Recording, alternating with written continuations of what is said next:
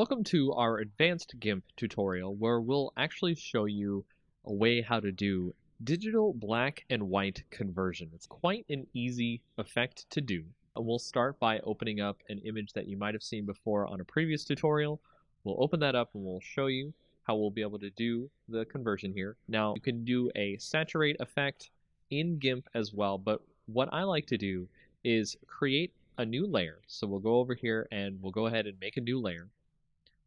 We'll make that transparent, that's fine.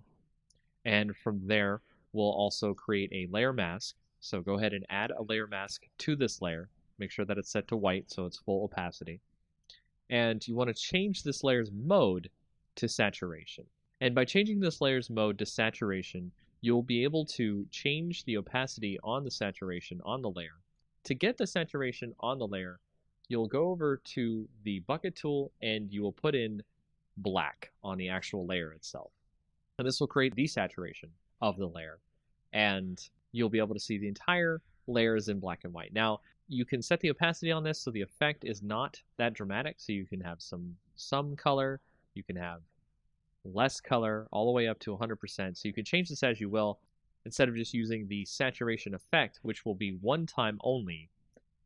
You can use this to great effect to choose the granular control over the black and white conversion effect. Now what you can also do is with this and having the mask, you can go to the original layer itself, use the scissors tool, and you can pick out parts of the image you want to have in color itself.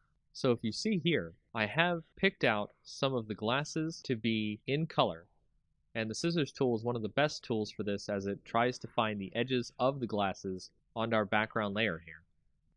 And of course, you could drag each point to make sure it tries to find all of the different parts of the glasses, and then we'll go ahead and click inside to select it.